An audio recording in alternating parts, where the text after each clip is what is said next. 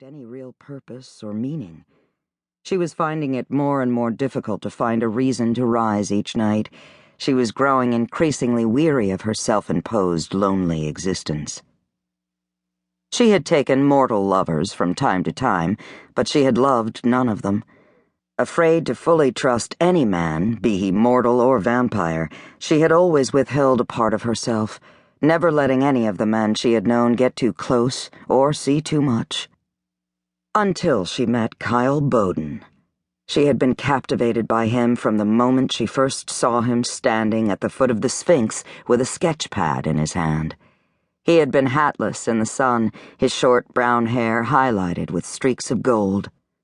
The sleeves of his white shirt had been rolled up, revealing sun-tanned skin and muscular arms.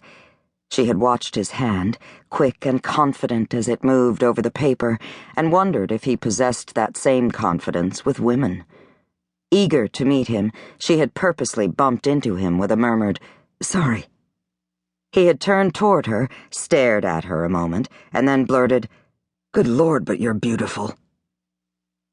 Before meeting Kyle, she had intended to find a place to go to ground, to bury herself deep in the earth in the valley of the Nile and sleep for a year or two, perhaps 10.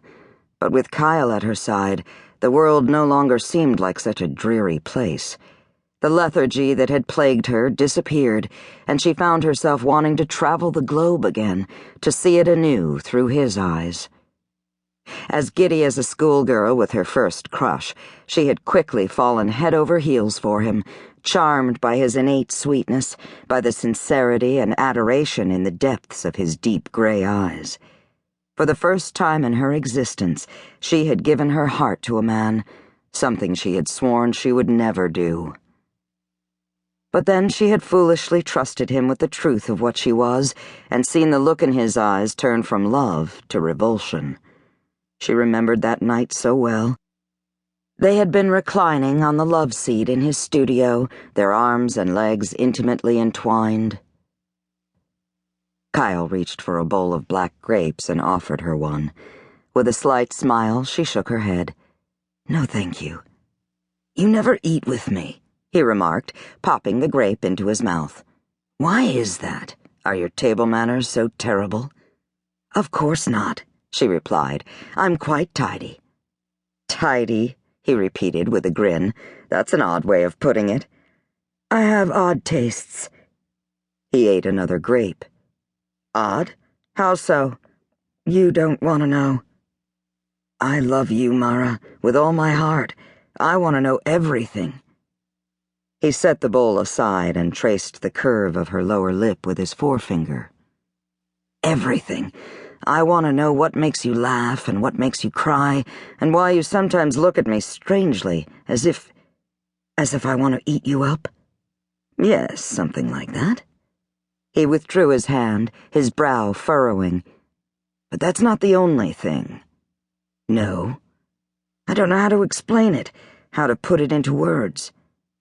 She ran her fingertips along the side of his neck, her nostrils flaring. "Try. Your eyes, sometimes, like now, they change." Her eyelids fluttered down and she drew a deep breath.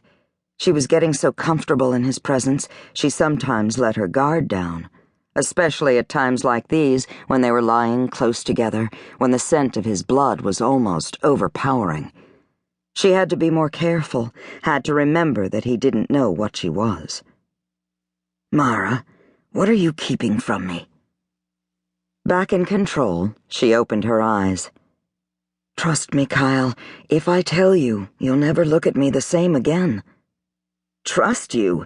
It's you who doesn't trust me. And if you did, there wouldn't be any secrets between us." He was right, of course. She didn't trust him. She didn't trust anyone.